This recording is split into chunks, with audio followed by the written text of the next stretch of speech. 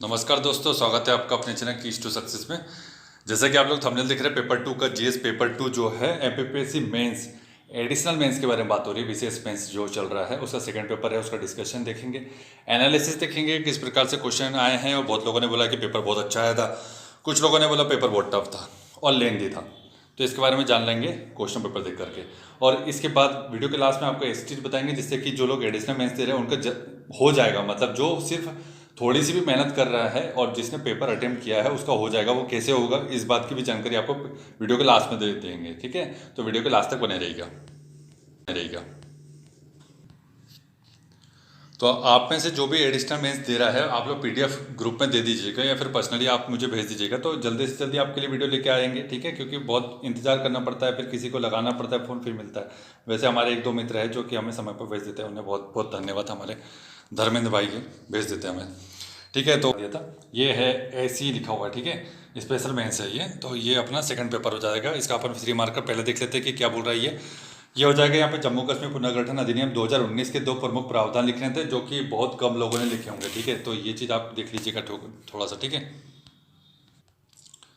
इसका नेक्स्ट है कि भारत के संविधान के 1950 के प्रवर्तन के पश्चात उसकी समवर्ती सूची में स्थानांतरित 5 विषयों को चिन्हित करना था, 5 विषय बताना था उसके, ठीक है। 3 मार्कर है। 3 मार्कर आपके कैसे होते हैं, आपको क्वेश्चन सॉल्व करना भी चाहिए, नहीं भी करना चाहिए, ठीक है। नेक्स्ट क्वेश्चन है कि मध्य प्रदेश में ग्राम सभा की अवधारणा को स्पष्ट करना था, ग्राम सभा की अवधारणा बताना था। और ग्राम सभा का प्रावधान किस संविधान संशोधन अधिनियम में है उसकी धारा बता देते, एक दो कार्य बता देते, इंपॉर्टेंट था। भारतीय प्रतिस्पर्धा आयोग का गठन कब और क्यों किया गया ये बताना था। सीसीआई के बारे में बात हो रही है। नेक्स्ट है कि उसका फिर न्यू लेटेस्ट करंट अफेयर भी जोड़ देते उसमें कि उसका वर्तमान अध्यक्ष कौन है, तो बहुत ही मजा आ जाता है। नेक्स्ट है कि कपाट से आप क्या समझते हैं, कपाट का फुल फॉर्म बताना था और उसके कार्य बताने थे, ठीक है।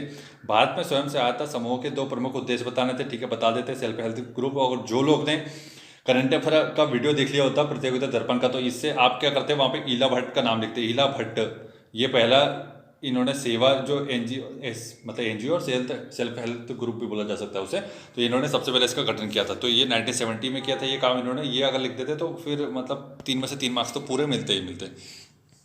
नेक्स्ट है कि परमादेश क्या है ये बताना था, ठीक है, बता देते, कोई इशू नहीं है। वर्तमान में भारत की आंतरिक सुरक्षा से संबंधित कोई 2 प्रमुख मुद्दों को उल्लेख करना था और बता देते, दुनिया भर के मुद्दे हैं यहाँ पर, ठीक है। नेक्स्ट है कि सामाजिक मीडिया सोशल मीडिया के बारे में पूछा गया था, तो सोशल मीडिया क्या है और उसकी आपको परिभाषा बताने के साथ साथ कुछ एग्जाम्पल बताने थे, ठीक है। नेक्स्ट है कि सूचना का अधिकार अधिनियम 2005 के बारे में प्रशासनिक क्रियान्वयन के लिए उत्तरदायी मंत्रालय का नाम बताना था, तो कौन से मंत्रालय के अधीन आता है इस बारे में पूछा गया। सूचना प्रौद्योगिकी अधिनियम 2000 की कोई 2 प्रमुख विशेषता बताना था, तो ये तो देखिए इसमें बहुत सारे अधिनियम है, उसको याद रखना बहुत चैलेंजिंग होता है। तो ये सब आपने शॉर्ट ट्रिक बनाई होगी तो काम आएगा। तो जो लोग भी मेंस अभी दे रहे हैं उन लोग को शॉर्ट ट्रिक से ही होगा। क्यों होगा शॉर्ट ट्रिक, क्यों बोल रहा हूँ short trick, sorry short notes के बारे में बात हो रही है। शॉर्ट नोट्स बनाना पड़ेगा। तो 15 से 20 मतलब कि आपके पास सिर्फ पेपर देने के बाद आपके सिर्फ 8 घंटे बचते, तो 8 घंटे में आपको पूरा पेपर रिवाइज होना चाहिए। पेपर रिवाइज होगा, खासकर इंपॉर्टेंट चीज़ अगर रिवाइज हो जाती है तो आप अच्छे से लिख के आते हो। अच्छे से जो लिख के आता है, जो वो मांग रहा है वही चीज़ें लिख के आओगे तो आराम से पेपर निकलता है। कोई बड़ी बात नहीं है मेंस निकालना, ठीक है। लेकिन आपने उस चीज़ के हिसाब से काम किया हुआ है क्या, ये आप सिर्फ अपने आप से पूछिए। 2021 वाले इसको ध्यान से सुनिए, शॉर्ट नोट्स बनाना बहुत जरूरी है, ठीक है। जनहित याचिका पूछी गई, फिर उसके बाद बोल रहा है कि उपभोक्ता के हितों के संरक्षण के लिए किन्हीं दो प्रावधानों को उल्लेख करना था, कर देते, कोई इशू नहीं था इसमें। जिन्हें पढ़ा वो करेगा, जिन्हें नहीं पढ़ा वो क्या उल्लेख करेगा। भारतीय संविधान में उल्लिखित भारतीय नागरिकों के किन्हीं 2 मूल कर्तव्य बताने थे, तो 11 मूल कर्तव्य उसमें से बता देते। उसमें सरदार स्वर्ण सिंह समिति बता देते, अधिनियम बता देते, एक लाइन में मतलब थोड़ा इंट्रो दे देते, फिर उसका 2 पॉइंट बता देते। लोकसभा की किन्हीं 2 स्थायी समितियों के नाम बताना था, तो ये भी बता देते, कोई बड़ा इशू नहीं है यहाँ पर। मतलब 3 मार्कर सभी बन जाते हैं, कोई इशू नहीं था यहाँ पर, ठीक है। अब यहाँ पे देखते हैं 6 मार्कर में क्या इशू है, कितने लोग को क्या हुआ, क्या पेपर तो मुझे नहीं लगता कि बिगड़ा होगा। पॉलिटी का पेपर इतना बेहतरीन आया था कि इसमें से आराम से आप 200 मतलब 150 है तो 150 में से आराम से अच्छा खासा आप स्कोर कर लेते, ठीक है। 100 100 150 100 नंबर भी अगर कर लेते तो 100 उधर मिल जाता, 200 का मार्जिन आप खींच लेते, ठीक। तो ये हो जाएगा भारतीय संविधान के प्रस्तावना में निहित आदर्शों एवं मूल्यों की चर्चा करना है, प्रस्तावना के बारे में बताना था। तो प्रस्तावना की भूमिका कैसी बनी, मतलब उसकी भूमिका, बॉडी विशेषताएं और फिर उसका महत्व बता देते हैं, ठीक। नेक्स्ट है कि राज्यपाल की विवेकाधीन शक्तियों पर संक्षिप्त टिप्पणी करना था, कर देते, कोई इशू नहीं था उसमें। लेकिन विवेकाधीन शक्तियों के तहत वो क्या कार्य कर सकता है उसमें अगर आप अनुच्छेद मेंशन करते हुए बताएंगे तो वो बहुत अच्छा आंसर बनता है, ठीक है। तो ये सभी लोगों के लिए इंपॉर्टेंट है। नेक्स्ट है कि भारत के राष्ट्रपति की आपातकालीन शक्तियों के बारे में पूछ लिया। आप राष्ट्रपति की 2 शक्तियाँ, एक राज्यपाल का बोला है, ठीक है, ऊपर राज्यपाल की विवेकाधीन शक्तियाँ बोल रहा है और यहाँ पे राष्ट्रपति की आपातकालीन शक्तियाँ। ठीक है, तो इसको तो सिर्फ आप लूसेंट से पढ़ लेते तो काम हो जाता था। भारतीय संसद की प्रतिष्ठा में गिरावट के लिए जिम्मेदार कारकों का उल्लेख करना था। नेक्स्ट है कि राष्ट्रीय अनुसूचित जनजाति आयोग की शक्तियों का वर्णन करना है। ठीक, राष्ट्रीय महिला आयोग की भूमिका पर संक्षिप्त टिप्पणी करनी थी और इसमें आपको चेयरमैन भी बताना था। स्वाति मालीवाल है, अभी न्यूज़ में भी थी। ठीक है, तो वो आपको बताना पड़ेगा। तो मतलब पूरी चीज़ें बतानी है अपने को, सिर्फ ऐसा नहीं कि एक ही पॉइंट के ऊपर फोकस करना है अपने को। जितना देखो यार, बात ये होती है कि इसने बोला विशेषता, बोला तो सिर्फ विशेषता बता दोगे क्या, सिर्फ इतने से काम हो जाएगा? नहीं होता है, एडिशनल चीज़ें भी बतानी होती है। अब एडिशनल चीज़ें इतनी भी नहीं बतानी कि आप विशेषता जो पूछिए, मेन पॉइंट जो पूछा उसको ही छोड़ दो। ठीक है, समझदारी से काम लेना, क्या नहीं मतलब। तो भारतीय स्थानीय स्वशासन की मूलभूत विशेषता बताना था। समुदाय आधारित सीबीओस की बुनियादी विशेषताओं का स्पष्ट करना था। ठीक है, सीबीओ एग्जाम्पल भी देना था, सीबीओ का एग्जाम्पल देना पड़ेगा वहाँ पे। पर्यावरण संरक्षण अधिनियम 1986 के तहत कंपनियों के दायित्व पर चर्चा करना था, कर लेते। आंतरिक सुरक्षा अधिनियम के बारे में बात करें। आंतरिक सुरक्षा की चुनौतियाँ, उनके साथ निपटने के लिए बनाए गए हमारे ढांचे से कहीं अधिक शक्तिशाली टिप्पणी करना था। तो इसमें आप बता सकते थे आंतरिक सुरक्षा से संबंधित मुद्दे बताना था और उससे संबंधित सरकार ने क्या प्रयास किए हैं और क्या चुनौतियां हैं हमारे पास, और फिर उसका महत्व बताना था कि भाई आपको यहाँ पे नक्सलाइट जो एरिया है, जिसे LWE के नाम से बोला जाता है, नक्सलाइट जिले नहीं बोला जाता उनको, LW लेफ्ट विंग एक्सट्रीमिज्म। ठीक है, तो ये चीज़ के टर्म को वहाँ पे बताना था और फिर उसके जिले बता देते, उसकी संख्या बता देते और ये सब चीज़ें क्यों की जा रही है वो बताना था। मानव अधिकार संरक्षण अधिनियम 1993 के बारे में संक्षेप में मूल्यांकन करना था, जो कि कर देते, कोई इशू नहीं था। मध्य प्रदेश लोक सेवाओं के प्रदान की गारंटी अधिनियम 2010 के तहत निर्धारित समय में सेवाएं प्रदान करने में विफल रहने पर नामित अधिकारी पर पेनल्टी के प्रावधानों को बताना था। तो ये क्वेश्चन थोड़ा सा अंदर का था, हालांकि ये तो अधिनियम पढ़ने पड़ेगा आपको ना, क्योंकि इसके 10 वर्ष हो गए थे। फिर उसके बाद ये है कि ये सक्सेसफुल रह चुका है, इसमें बहुत सारी सेवाएं जोड़ी जा चुकी है। तो ये तो हाईलाइटेड क्वेश्चन था, मतलब किया होगा बहुत लोगों ने, जो तरीके से मेहनत करके गया वो किया होगा। भारतीय संविधान के मूल संरचना सिद्धांत के उद्भव एवं विकास पर विस्तार चर्चा करना था, 15 मार्कर का क्वेश्चन है। भारतीय संविधान की मूल संरचना के सिद्धांत के बारे में सिद्धांत बताना था, उसका विकास बताना था कि कैसे विकास हुआ इस भारतीय संविधान का। ठीक, इसका और में था कि मानव अधिकारों के रक्षक के रूप में भारत के राष्ट्रीय मानव अधिकार आयोग की भूमिका और कार्य को वर्णन करना था। मुझे लगता है कि ये क्वेश्चन अटेम्प्ट करता है कुछ लोग, मानव अधिकार वाला, ये थोड़ा इजी पड़ता है और इसमें अच्छे नंबर गेन किए जा सकते थे। ठीक है, राज्य के नीति निर्देशक सिद्धांतों के महत्व की व्याख्या करना है और इस बात पर प्रकाश भी डालना है कि यह किस प्रकार मौलिक अधिकारों से भिन्न है। तो नीति निर्देशक तत्व दोनों में अंतर बताते, लेकिन अंतर का डायग्राम नहीं बनाना है, क्योंकि यहाँ पे उसने सीधा अंतर नहीं पूछा है। दोनों को आपको पैराग्राफ में लेके चल सकते थे या फिर पॉइंट टू पॉइंट बता सकते थे। अच्छा था ये क्वेश्चन, यहाँ पे भी अच्छा स्कोर किया जा सकता था। देखिए, आपको यही चीज़ समझनी है वहाँ पर, जैसे आप क्वेश्चन पढ़ेंगे तो आपको ये चीज़ समझ में आना चाहिए कि मैं, एक पहला क्वेश्चन ये आना चाहिए आपके दिमाग में कि इन दोनों में से मुझे कौन सा अच्छा आता है। दूसरा ये आना चाहिए कि मैं किसको अच्छे से एक्सप्रेस कर सकता हूँ, और चौथा तीसरा आपके दिमाग में आना चाहिए कि कौन सा अच्छा मुझे मार्क्स दिला सकता है। तो ये चीज़ आपको सोच के चलनी है। ठीक है, थर्ड नंबर का है कि शासन में जवाबदेही और पारदर्शिता के तंत्र के रूप में सूचना के अधिकार की प्रभावकारिता का आलोचनात्मक मूल्यांकन करना है।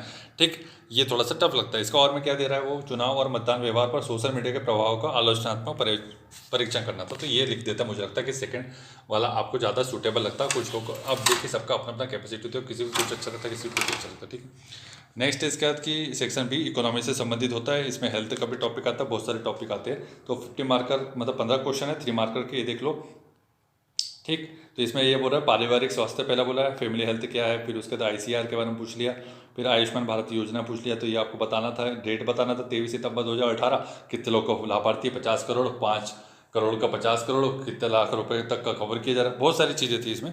ठीक है, प्रधानमंत्री कौशल विकास योजना बताते हैं, फिर कृषि विज्ञान केंद्र है, ये पूछा हुआ है। ठीक है, HIV एड्स के बारे में पूछा है, HIV तथा एड्स क्या है। तो HIV एक वायरस है और एड्स उसके मतलब उससे आगे की चीज़ है वो। टिक सिंड्रोम है। सामाजिक विकास के कोई 3 लक्षण बताना था, बता देते, कोई इशू नहीं था। विस्थापन के 3 प्रमुख कारण बताना था, विस्थापन के 3 प्रमुख कारण के बाद आपको उसके एग्जाम्पल लिखना था। जैसे खंडवा में जो डैम बना है, इंदिरा पुनासा जो डैम बना है, तो उसमें 2-3-4 गाँव हैं, वो वहाँ के जो लोग हैं वो विस्थापित हुए, तो वो आपको पर्टिकुलर उस जगह का नाम लिख देते, तो 3 में से 3 मार्क्स मिलते हैं। तो परीक्षक यही देखता है, क्योंकि परीक्षक को ऑलरेडी चीज़ें पता होती है, उसका मॉडल आंसर होता है, वो देखता रहता है कि भाई कहाँ किसको क्या लिख दिया। भारत में जैव प्रौद्योगिकी के 3 सामाजिक प्रभाव बताना था। ठीक है, मध्य प्रदेश राज्य लोक सेवा आयोग के 3 प्रमुख कार्य बताना था, ये बता देते। MPPSC का एग्जाम दे रहे हो और MPPSC के कार्य पूछे हैं तो बताना चाहिए था अच्छे से। वरिष्ठ नागरिक से आप क्या समझते हैं, ठीक है, सीनियर सिटीजन के बारे में बात हो रही है। फिर उसके बाद नेक्स्ट है कि संयुक्त राष्ट्र के प्रमुख अंगों को बताना था। तो ये क्वेश्चन अभी कवर करवाया मैंने कुछ दिनों पहले ही, मतलब प्रतियोगिता दर्पण का जो पहला वीडियो डाला था तो उसमें बताया था मैंने, वहाँ पे UNHCR आया था, तो मैंने वहाँ पे बताया कि UN के कितने अंग है, ठीक है, UNHCR इसका अंग नहीं है, ये भी बताया था। तो इसमें से सिर्फ वो वीडियो भी देख लेते तो ये भी हो जाता था। सार्क के सदस्य देश, ये भी बता दिया करंट अफेयर में। ग्रीन बॉक्स सब्सिडी का अभी मैंने डाला है कुछ दिन पहले है। ग्रीन बॉक्स सब्सिडी क्या होती है, ब्लू बॉक्स सब्सिडी क्या होती है, और एम्बर बॉक्स सब्सिडी क्या होती है, अभी मैंने 5 दिन पहले डाला है। 3 मार्कर आराम से हो जाता है वहाँ से। मतलब हम सिर्फ जो टेलीग्राम पे कटिंग डाल रहे पेपर की, या फिर कोई प्रतियोगिता दर्पण से या कहीं से भी कुछ भी डाल रहे हैं ना, वो बहुत इंपॉर्टेंट चीज़ है। खाली ऐसी फालतू चीज़ें नहीं डाली। आप लोगों ने अगर ज्वाइन नहीं किया तो ज्वाइन कर लीजिएगा। टेलीग्राम ग्रुप की लिंक मैं ऑलरेडी डिस्क्रिप्शन बॉक्स में डालता हूँ, लेकिन बहुत लोग उसको ज्वाइन नहीं करते। ज्वाइन कर लो, बहुत फ़ायदा होगा, ठीक है। नेक्स्ट है कि कौन सी संसदीय समितियां सार्वजनिक व्यय को नियंत्रित करती है। तो ये बताना था, कोई इशू नहीं है इसमें, आप बहुत सारी बता सकते हैं, लोक लेखा समिति से लेकर के ये सब आपको पता है, ठीक है। अति निर्धन बच्चों के शैक्षिक विकास में RTE अधिनियम की भूमिका स्पष्ट करना था। तो ये बता सकते थे आप, ठीक है।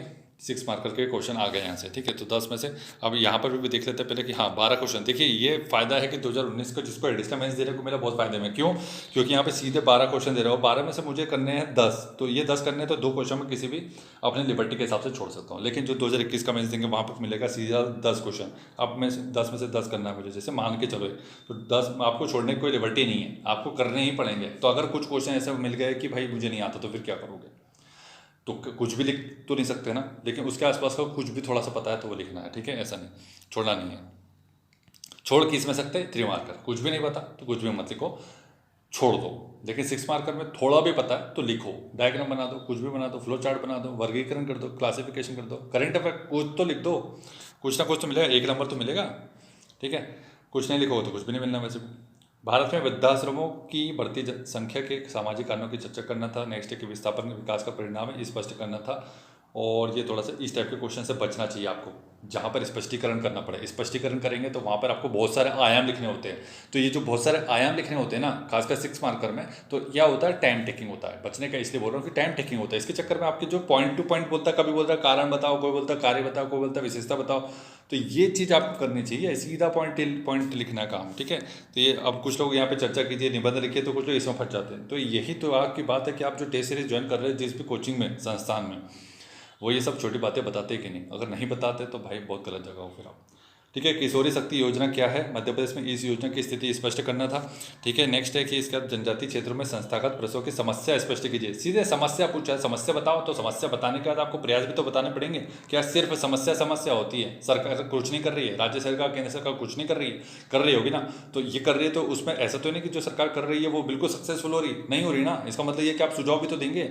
और सुझाव कौन दे रहा है, एक व्यक्ति के तौर पर एक प्रशासनिक जो अधिकारी बनने वाला वो सुझाव दे रहा है, तो उसका वो वैल्यू वैसा होना चाहिए। समझ में आ रहा है आपको क्या कहना चाह रहा हूँ मैं, ठीक है। समझ गए होंगे, मुझे लगता है इतने समझदार आप लोग हैं। स्वास्थ्य सेवा को ग्रामीण महिलाओं तक पहुंचाने में आशा की भूमिका क्या, आशा कार्यकर्ता के बारे में पूछा गया, अभी बताया कुछ दिनों पहले। मानव संसाधन विकास में पॉलिटेक्निक और ITI की भूमिका स्पष्ट करना था, कर देते, कोई इशू नहीं है। और लेटेस्ट संख्या भी बताना था आपको, इसमें कितने हैं, डाटा फैक्ट बताना है, ठीक है। आयशे की रिपोर्ट आती है, आयशे, ठीक है, उसकी रिपोर्ट के हिसाब से आप बता सकते थे। उच्च शिक्षा के लिए उच्च शिक्षा मंत्रालय मतलब निकालता है अपनी रिपोर्ट, तो उसमें बताता है कि हमारे देश में पॉलिटेक्निक कितने हैं, ITI कितने हैं। इकोनॉमिक सर्वे में मिलेगा ये आपको, ठीक है। संयुक्त राष्ट्र की शांति सुरक्षा समिति के बारे में बताना था, बता देते, कोई बड़ी बात नहीं है यहाँ पर। अंतर्राष्ट्रीय मुद्रा कोष, चलो नहीं बताते तो छोड़ दिया मैंने, चलो मान के चलो। अंतर्राष्ट्रीय मुद्रा कोष का क्षमता विकास कार्यक्रम क्या है ये बता देते। विश्व बैंक के कार्य को विवेचना, ये भी कर देते। विवेचना वर्ड से समझना है आपको, ठीक है, ऐसे वर्डिंग्स आपको पकड़नी, विवेचना बोला, ठीक है। विश्व व्यापार संगठन का निर्माण कैसे हुआ ये बताना था। तो कोई भी 2 क्वेश्चन छोड़ दो, चलो ठीक है, लेकिन क्वेश्चन छोड़ना है तो आपको पॉइंट टू पॉइंट लिखना भी है। जैसे 2.9 के बाद आप जैसे 10 छोड़ रहे हो तो 2.11 नंबर डालो, उसका उत्तर लिखो। अब इसको ऐसे मत करना है, कैसे कि पहले मैं कर रहा हूँ 2.9, फिर मैं कर रहा हूँ 2.2, फिर मैं कर रहा हूँ 2.1, ये तो तरीका गलत है, ये तो मतलब बहुत ही गलत तरीका है। ऐसा मत करना, ये गलतियाँ अगर करती होगी पहले दूसरे पेपर में तो अब तीसरे चौथे पेपर में मत करना। नकली हिंसा 50 मार्क का देखते हैं। नकली हिंसा, नक्सली हिंसा, ये नक्सली हिंसा से प्रभावित क्षेत्रों में कन्या शिक्षा की समस्या बताना। देखो कितना बढ़िया क्वेश्चन है ये। और इसका ऑप्शन और में बोल रहा है कि प्रवासी श्रमिक से आप क्या समझते हैं, ठीक है। प्रवासी महिला श्रमिकों के लिए चलाए जा रहे कल्याणकारी कार्यक्रम बताने थे, आराम से बताते। मुझे लगता है कि इस क्वेश्चन को चूज करना चाहिए था, प्रवासी श्रमिक वाला, क्योंकि प्रवासी श्रमिक आयोग मध्य प्रदेश ने बनाया था 2020 में। 1 से 2 साल का उसका समय था और बहुत सारी योजनाएं चल रही है, ठीक है। लोगों के खाते में, बैंक खाते में डायरेक्ट पैसे डाले जा रहे हैं, तो ये चीज़ आपको कवर करनी है। अब ये तो वैसे भी मुझे लगता है बहुत कम लोग करते हैं कि नक्सली हिंसा से प्रभावित कन्या शिक्षा, मतलब एक थोड़ा सा आपकी लीक से हट करके क्वेश्चन लगता है। कभी कभी आपको फील होना चाहिए ना ये सब, कि मुझे ये नहीं बनेगा। निःशक्तजन से आप क्या समझते हैं, ठीक है। भारत में निःशक्तजन कल्याण कार्यक्रमों की चर्चा करना बता देते, कोई बड़ी बात नहीं। इसका और क्या बोल रहा है ये, सशक्तिकरण को परिभाषित करना था, ठीक है। ग्रामीण महिलाओं के सशक्तिकरण में मध्य प्रदेश सरकार की योजनाओं की भूमिका स्पष्ट करना था, वो ये दोनों अच्छे थे क्वेश्चन, कोई इशू नहीं था। लोक लेखा समिति के गठन और कार्य को वर्णन करना अच्छी बात है, इसका क्या महत्व है ये भी बताना था, ठीक है। वो बहुत बढ़िया क्वेश्चन है ये, और लोक लेखा समिति का इंपॉर्टेंस भी बताना था, बढ़िया था। इसका बोल रहा है कि क्षतिपूरक राजकोषीय नीति की आलोचनात्मक विवेचना करना था, critically analyse compensatory physical policy, ठीक है। तो ये काफ़ी टफ क्वेश्चन था और वाला, लेकिन बाकी सब चीज़ें अच्छी थी। मुझे लगता है कि आराम से इस क्वेश्चन पेपर में आप लोग अच्छा स्कोर करके आओगे। पहले वाले में तो 100 नंबर पक्के हैं, दूसरे में लगभग आपके अगर थोड़ा बहुत ऊपर नीचे मान लिया जाए तो 80 नंबर पक्के हैं। तो 180 वाले लड़के लड़कियाँ जो भी हैं आप लोग, बहुत अच्छा स्कोर है ये, ठीक है। लेकिन कुछ लोगों का ये दोनों सब्जेक्ट बहुत स्ट्रांग है, तो ये तो 200 तक टच कर सकते हैं, ठीक है। अगर प्रॉपर तरीके से लिख के आए होंगे, प्रॉपर तरीके से फॉर्मेटिंग करी होगी, ठीक है, एक अच्छा सुंदर तरीके से लिखा होगा। देखो राइटिंग अगर बहुत अच्छी नहीं है तो कोई बात नहीं है यहाँ पर, ठीक है। कुछ लोगों की जन्मजात राइटिंग बहुत सुंदर होती है, जैसे जिसमें गर्ल्स होती है जिनकी राइटिंग, मतलब 99% गर्ल्स ऐसी होती है जिनकी राइटिंग बहुत सुंदर होती है। लेकिन बॉयज़ ऐसे होते हैं जो 1% होते हैं जिनकी मतलब राइटिंग अच्छी होती है। तो क्या सिर्फ 1% बॉयज़ सिलेक्ट होते हैं? नहीं ना, मेहनत होती है जो आपको सिलेक्ट करवाती है। तो मेहनत, आप एक क्वेश्चन को फ्रेम करने का तरीका, फॉर्मेटिंग, और उसमें जो मांगा है उसने वो देना, ठीक है। तो वीडियो अच्छा करता है, वीडियो को लाइक और शेयर करना, चैनल को सब्सक्राइब कर लेना। Thank you so much for watching.